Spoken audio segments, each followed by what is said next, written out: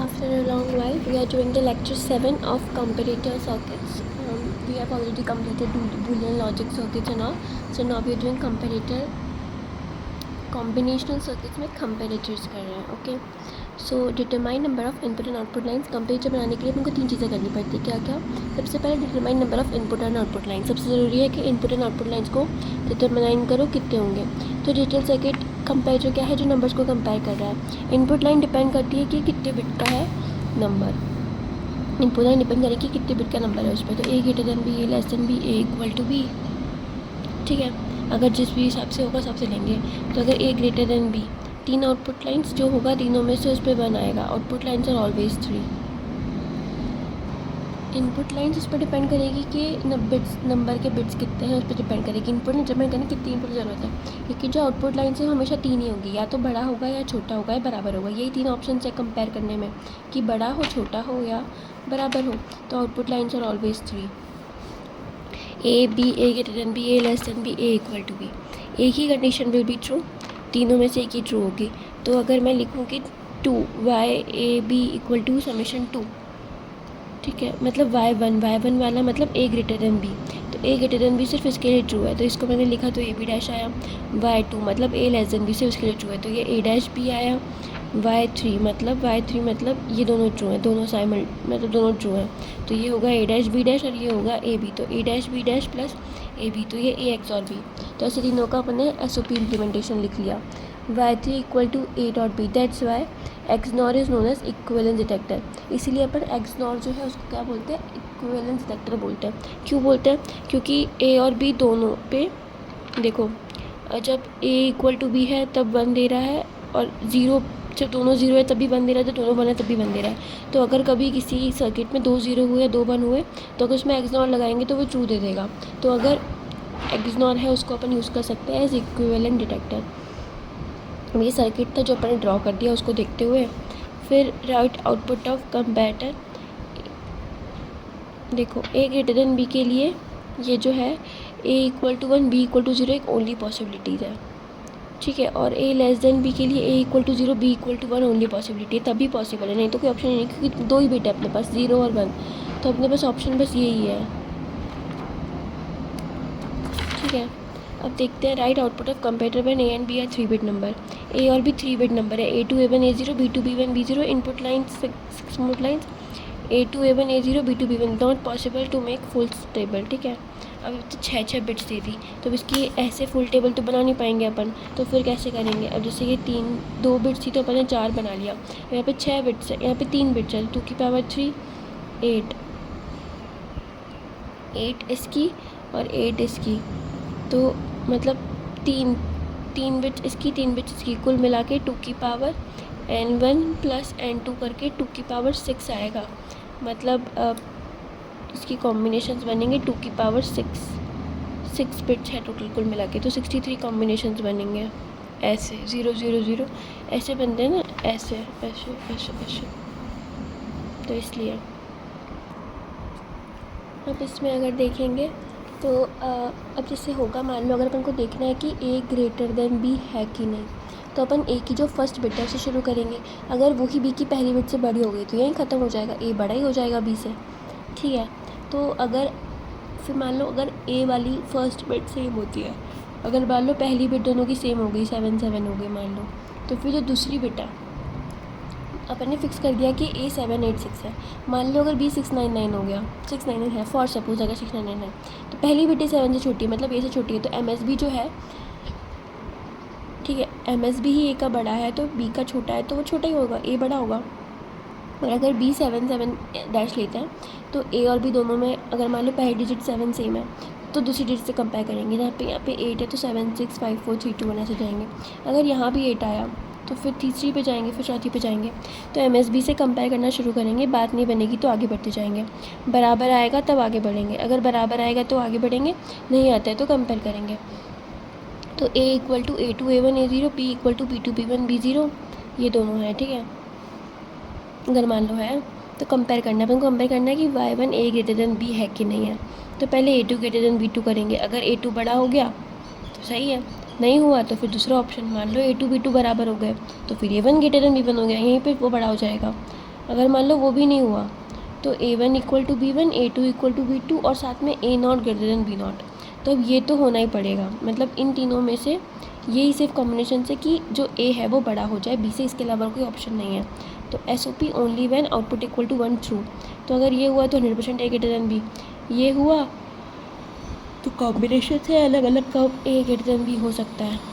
और इसका अगर अपन लॉजिकल ऑपरेशन लिखते हैं A2 greater than B2, A2 greater than B2 मतलब अपने पास दो ऑप्शन है, या तो 1 होगा या 0 होगा। अब A2 अगर बड़ा है तो मतलब A2 1 रहा होगा और B2 0 रहा होगा।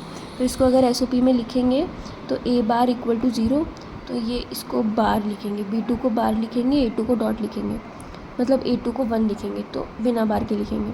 तो A2 डॉट B2 बार प्लस यहाँ पे था A2 इक्वल टू B2 और A1 greater than B1। A2 equal to B2 अपन को पता है XNOR इक्विवेलेंस ऑपरेटर होता है, तो इसको ऐसे लिखेंगे। और क्या लिखा है A1 ग्रेटर देन B1, तो A1 बिना बार के आएगा, B1 बार के साथ आएगा। फिर A2 XNOR B2, A1 XNOR B1 और A0 B0 का बार, ऐसे। जैसे इसमें दो इक्विवेलेंट है ना, A2 इक्वल टू B2 और A1 इक्वल टू B1, तो उन दोनों का इक्विवेलेंस ऑपरेटर यूज़ करके ये लिख दिया।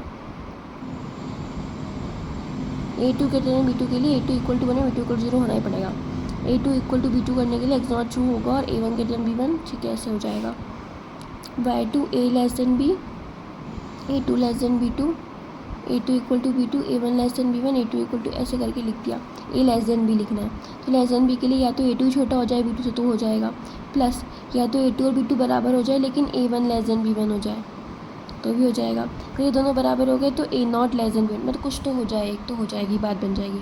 इसका भी लॉजिकल ऑपरेशन वैसे लिखेंगे, जो छोटा वाला है वो बाद से आएगा क्योंकि ये मान लो 0 होगा, और जो बड़ा वाला है वो 1 से आएगा, ऐसे चलेगा। और इसको वैसे लिख देंगे, प्लस ऑपरेटर को नॉर लिखेंगे, XNOR लिखेंगे और ऐसे लिख देंगे,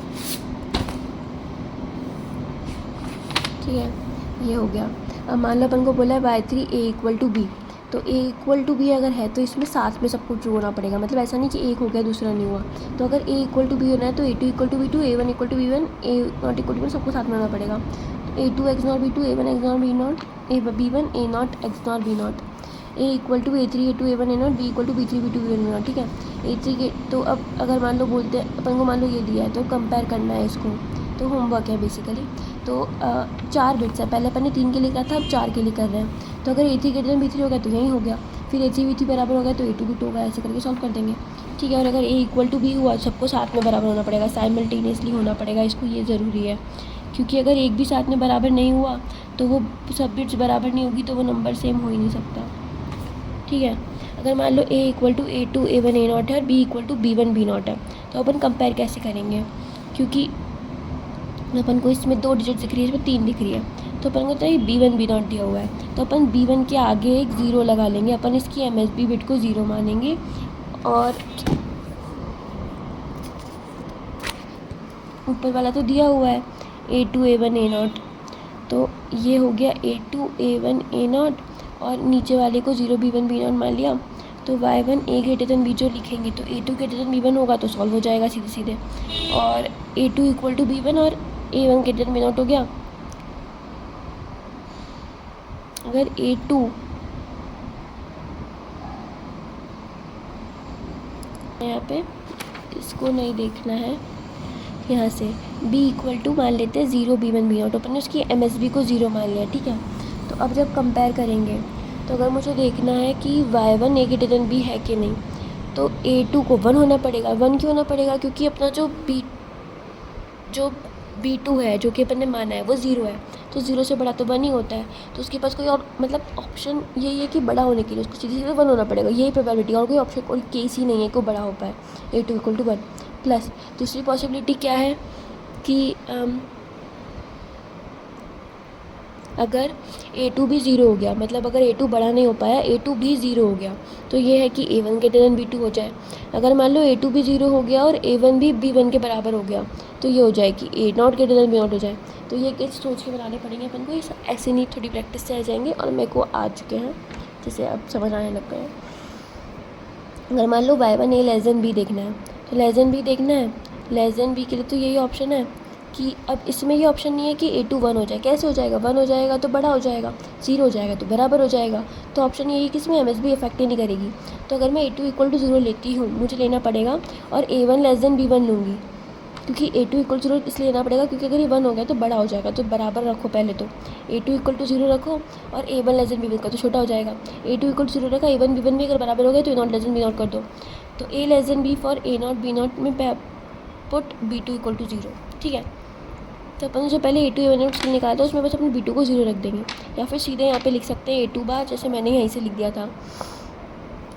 जैसे यहाँ पे अपना निकला ना एक्सप्रेशन, कहाँ गया, ये वाला, इसी से लिख देंगे A2 बार, A1 छोटा है तो A1 बार B1 प्लस A2 बार A1 = B1 तो क्रॉस ऑपरेटर, A0 < B0 तो A0 बार का B0।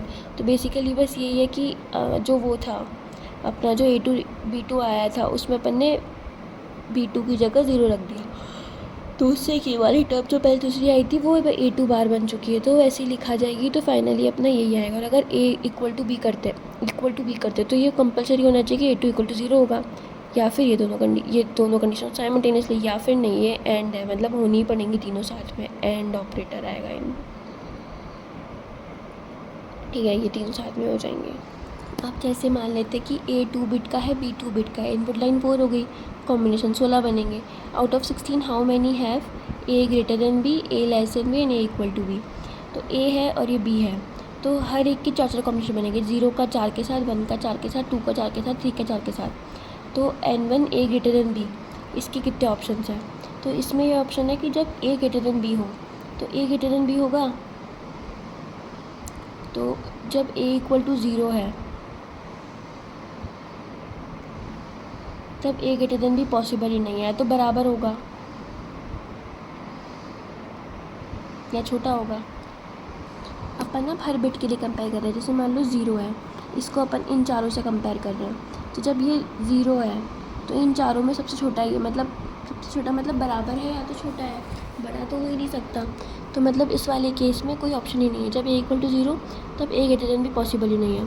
जब A = 1 होगा तब एक केस पॉसिबल है, 0 से बड़ा है 1। और जब 2 होगा तो 2 केस पॉसिबल है, 0 और 1 से बड़ा है। जब 3 होगा 3 केस पॉसिबल है, 0 और 1, 2 और 2 से बड़ा है। तो ऐसे 4, 0 + 1 + 2 + 3, ये 6 केसेस बनते हैं A को B से बड़े होने के। अब N2 A < B देखते हैं। A < B होने के मतलब, अब उल्टा कर लो, यहाँ B से शुरू कर लो। B से शुरू करेंगे 0, 0 से बड़ा कोई है इधर पे नहीं है। 1 से बड़ा कौन है? 1 किससे बड़ा है? 0 से बड़ा है। 2 किससे बड़ा है? 0 और 1 से। 3 किससे बड़ा है? 0, 1, 2 से। ऐसे करके तो दोनों के केस सेम होंगे, दोनों से अच्छे आएंगे। N3 A = B, दोनों के बराबर होने के कितने केसेस हैं? अगर 0 है तो किससे बराबर से? 0 से बराबर सकता हो, किस बराबर तो होगा नहीं। तो 0, 0 से बराबर, 1 से बराबर, 2, 2 से, 3 से। इन चारों के बराबर होने के बस यही 4 केसेस हैं। तो 4 टोटल कितने हो गए? 6 + 6 + 4 16 कॉम्बिनेशन। ये होने चाहिए थे, 16 कॉम्बिनेशन थे। पता चल गया अपन को डिस्ट्रीब्यूशन कैसा है। अब देखिए तो अपन ने ये समझ लिया है ना। अब आता है अनइक्वल बिट्स की बारी। मान लो कभी अनइक्वल बिट्स हो। अब इसमें देख लो, अगर SOP अपन ने देखा था कि A < B में SOP में 6 टर्म्स थी, SOP में 6 टर्म्स थी, तो POS में 10 टर्म्स होगी। SOP में इसमें भी 6 या 10 होगी, इसमें 4 थी तो इसमें 12 होगी। ठीक है, SOP की टर्म्स देख लिया अपन ने। अब ये 3 जनरलाइज्ड फार्मूला है। अगर A n बिट का नंबर है, B n बिट का नंबर है, तो ये इसमें 2 की पावर n वो बनेंगे कॉम्बिनेशन, मतलब 2 की पावर n नंबर्स आएंगे। तो 0 से लेके 2 की पावर n - 1 तक, 0 से लेके 2 की पावर n - 1 तक, ये इक्वल नंबर ऑफ बिट्स के लिए है ये फॉर्मूले। अगर मान लो अनइक्वल नंबर ऑफ बिट्स होते हैं, मान लो A 2 बिट का है और B 3 बिट का है, तो अब कैसे होगा? हर एक के लिए 8 कॉम्बिनेशन है, हर एक के लिए 8। तो फिर total number of bits 5 bit है, टोटल कॉम्बिनेशन जो बने 32 बनेंगे। Total number of bits 5 bit, 5 कहाँ से आ गई? दिख रहा है कि यहाँ पे 5 बिट्स है, मतलब ये वाली 2 बिट्स और ये वाली 3 बिट्स। तो इनपुट बिट्स अपने पास 5 है, तो हर एक के लिए 8 बनेंगे। तो इसके 4 × 8 32 कॉम्बिनेशन बन रहे, मतलब 2 की पावर 5 = 32 बनने ही थे ऑब्वियसली। तो मुझे देखना N1 A < B अगर मैं देखूँगी, ठीक है। अगर मैं देखती हूँ N1 A < B, तो A < B अगर देखती हूँ तो इसमें क्या हो सकता है? हो ही नहीं सकता, 0 किसी से बड़ा हो ही नहीं सकता। 0 1 किससे बड़ा है 0 से, 2 किससे बड़ा है 0 1 2 से, 3 किससे बड़ा है 0 1 2 से, ठीक है। बाकी से तो बड़ा हो नहीं सकता हो। सारे कंपेयर अपन कर चुके हैं, सारे कॉम्बिनेशन देख चुके हैं, अपन को कुछ नहीं देखना। तो कंपेयर करके पता चला अपन को कि बस 6 ही कॉम्बिनेशन बन पा रहे हैं। अब and two A less than B अगर देखते हैं अपन, ए के छोटा होने के, तो ए इक्वल टू 0 है, तो 0 किस किस से छोटा है 1 2 3 4 से सबसे छोटा है। ए इक्वल टू 1 अगर है तो इनसे छोटा है, ए इक्वल टू 2 अगर है तो इनसे छोटा है, 3 है तो इनसे छोटा है, ठीक है। यही ऑप्शन है ए के पास। तो we have explored all schedule सब कुछ गो थ्रू कर लिए, टोटल आ रहे हैं 22। और N3 कितना होगा, अब दोनों बराबर के, तो ये ऑप्शन है कि 0 1 2 3 0 2 दोनों मैच हो जाए तो बराबर हो जाएंगे, ओके तो ऑप्शन ही नहीं है। तो 6 + 22 + 4 32 हो गया, देखो तो सही भी है, अपना समझ आ रहा है अपन को कि कैसे करा, ठीक है। ये हो गया। अब क्या है कि जिसके नंबर ऑफ़ बिट्स कम है उसके छोटे होने के चांसेस ज़्यादा होंगे। अब ये फैक्ट है कि जैसे ए में जो है बिट्स हैं 4 बिट्स हैं और बी में इतने सारे बिट्स हैं, तो ए के छोटे होने के चांसेस ज़्यादा है। मान लो अगर ये चारों बराबर भी हो गए, ठीक है, अगर मान लो बराबर भी हो गए, मान लो ये वाला कुछ भी हुआ, मान लो 0 को छोड़ के कुछ भी हुआ, तो ये बड़ा हो जाएगा, तो इसके बड़े होने के चांसेस ज़्यादा है, इसके छोटे होने के चांसेस ज़्यादा है। तो इसको अगर अपन देखें ऐसे, तो अगर मान लो ए अपनी m बिट की है जो छोटा है, और ए मान लो n1 बिट की छोटा है, और बी मान लो n2 बिट की ज़्यादा बड़ा है। तो अगर कैसे देखेंगे, तो कैसे देखेंगे कि n1 ए ग्रेटर देन बी, तो जो ए वाला है सबको ऐड कर दो, ए वाले के सबको ऐड कर दो, क्योंकि उतने ही ऑप्शन थे। जैसे ए वाला में देखा अपन ने ये, तो ए छोटा था ना, इसलिए उसके साथ नहीं, ए छोटा था तो सारे उसके ऐड कर दिए थे, क्योंकि 0 से छोटा वाला, छोटा नंबर है उससे बड़ा कोई और हो ही नहीं सकता, अगला नंबर है उससे बड़ा एक पीछे वाला हो सकता है। तो ऐसे करके ऑप्शन उतने ही बचते हैं। ये फैक्ट है, अपन ने पीछे भी देखा है। तो n1 ए ग्रेटर देन बी निकालना है, तो जो छोटा है उसमें जितने भी डिजिट्स हैं उन सबको ऐड कर दो। ए के सारे ऐड कर दिए। ए किसी कम है इसलिए ए ग्रेटर देन बी करेंगे, क्योंकि उसमें कम आएंगे, ठीक है। n3 A equal to B. अब इसके बाद जब अपन ए ग्रेटर देन बी निकाले, जो कम है उसका वाला निकाल लिया, जिसकी बिट्स कम है उसके बड़े होने की पॉसिबिलिटी निकाल ली, और इक्वल टू की निकाल ली। तब जिसके बिट्स कम है उसके छोटे होने की, मतलब जो बड़ा वाला है उसके बड़े होने की पॉसिबिलिटीज़ कैसे निकालेंगे, वो निकालेंगे 2 की power n1 + n2 minus n1 + n3, मतलब इन दोनों का सम करके। n1 तो छोटा n2 क्या है, ये नंबर ऑफ़ बिट्स है, मतलब कितनी टोटल बिट्स है, टोटल दोनों को मिला के कॉम्बिनेशन कितने बन रहे हैं, बिट्स नहीं कॉम्बिनेशंस। जैसे ये 2 की पावर, इसमें n1 बिट्स थी तो इसमें 2 की पावर n1 कॉम्बिनेशन है, इसमें n2 बिट्स, इसमें 2 की पावर n2 कॉम्बिनेशन है। तो ये बना के पूरे 2 की पावर n2 माइनस इन दोनों का सम। और ये कैसे निकलेगा, ये निकलेगा छोटे वाले की पावर से, कितने बराबर कितने होंगे। तो ऑब्वियसली की बात है कि जितने कॉम्बिनेशन छोटे वाले के होंगे उतने ही बराबर होंगे, क्योंकि उससे ज़्यादा तो फिर बराबर हो ही नहीं सकते। जैसे यहाँ पे 0 1 2 3 था, यहाँ पे 0 1 2 3 था, तो बराबर में से 0 1 2 3 आ सकते, इसका तो कोई काम ही नहीं है, छोटा वाले तक ही आ सकता है जो आ सकता है मामला। तो इसीलिए इसको अपन जितने कॉम्बिनेशन उसको उतना लिखेंगे 2 की पावर n1, और ये हो गया। तो अपन ने देख लिया कि अगर n1 इक्वल टू n2 हो तो ये वाले फार्मूले हैं, ये वाले फार्मूले थे। अगर दोनों में से कोई एक बड़ा हो कोई एक छोटा हो तो ये वाले फार्मूले। अब कौन बड़ा है वो अपन खुद देख लेंगे, और जो छोटा बिट ऑफ नंबर है उसके बड़े होने की प्रोबेबिलिटी कम होगी, तो पहले वो निकालेंगे। इसमें बी में कम बिट्स है तो बी के बड़े होने की प्रोबेबिलिटी ए से कम है, तो इसके वाले को निकालने के लिए इसके सारे बिट्स को ऐड करेंगे। इक्वल के लिए इसके सारे बिट्स को जितने होंगे उतने ही आएंगे इक्वल, और ए ग्रेटर देन बी के लिए 2 की पावर n1 + n2 में से इन दोनों को माइनस कर देंगे। ये हो गया। ए एंड बी 2 बिट, तो ए ग्रेटर देन बी कितने होंगे, अगर ए और बी 2 बिट के हैं तो क्योंकि इसमें दोनों में ही 2 2 बिट्स हैं, तो मतलब 2 बिट्स ही हैं जो मिनिमम है। तो अगर मुझे ए ग्रेटर देन बी निकालना हो चाहे ए लेस देन बी निकालना हो, दोनों में आंसर सेम ही आएगा, 0 + 1 + 2 + 3 जो कि होता है 6। अगर 4 बिट हुआ तो ए लेस देन बी और ए इक्वल टू बी 4 बिट होगा, तो 8 इनपुट लाइन्स होगी, 2 की पावर 8 256 कॉम्बिनेशन होंगे। इन दोनों को निकालने के लिए 4 बिट है ना, सबको ऐड कर देंगे 0 से लेके 7 तक के। n इक्वल टू 4 है, इक्वल है, तो n1 अगर a लेस देन b अपन को करना है तो इसको 0 से लेके ऐड कर दो। कहाँ तक ऐड करना है, इसको अपन को 7 तक नहीं करना है, अपने पे 8 इनपुट लाइन्स है ना, नहीं मान लो 7 तक क्यों करना है, 7 तक क्यों ही होगा, अपने पास एक में 4 बिट है तो 2 की पावर 4 मतलब 16 है एक के कॉम्बिनेशंस, मतलब 4 बिट के लिए 16 कॉम्बिनेशन बनेंगे। तो अपन कोई भी एक कलर ऐड करते ना तो 0 + 1 + 2 + ये जाएगा 15 तक जाएगा। नेचुरल नंबर्स को ऐड करने का फार्मूला होता है n × n + 1/2, तो उससे 15 × 16/2 आया तो ऐसे आया। तो अगर ये देखिए, अगर a 9 बिट का है और b 4 बिट का है तो number of combination in which n1 a > b होगा। b 4 बिट का है, a 9 बिट का है, तो उन्होंने बोला है a > b निकालना है। तो a के बिट्स ज़्यादा है तो बड़े होने की प्रोबेबिलिटी ज़्यादा है, तो अपन पहले b के बड़े होने की प्रोबेबिलिटी निकालेंगे पहले। तो अगर अपन पहले निकालेंगे तो अपन को ये दिया है, तो अपन निकालेंगे कि b के बड़े होने की प्रोबेबिलिटी कितनी है। तो b के बड़े होने की प्रोबेबिलिटी होगी जितने उसके बिट्स हैं उन सब का सम, मतलब उन सब के कॉम्बिनेशन का सम। तो बिट्स है b में 4, b में अपने पास 4 बिट्स हैं, तो कॉम्बिनेशंस कितने हैं 2 की पावर 4 = 16, मतलब 0 से लेके 15 तक जाना है अपन को। 0 से लेके 15 तक जा रहे हैं, सबको ऐड कर देंगे तो 120 आ रहा है, मतलब इतना है n2 कि a <b होगा, मतलब b बड़ा होगा। अब इक्वल के कितने ऑप्शंस होंगे, 4 बिट्स हैं तो 16 कॉम्बिनेशंस हैं, तो 16 ऑप्शंस होंगे इक्वल के, इसके 120 इसके 16। तो हमको निकालना है n1 जिसमें a > b हो, तो इसके लिए अपन ये करेंगे, ये करा तो आ गया a 8 बिट है, b 5 बिट है, n1 a > b, मतलब a को बड़ा होना है। तो पहले n2 a <b निकालो, फिर a = b निकालो और फिर a > b निकाल दो उसको माइनस करके।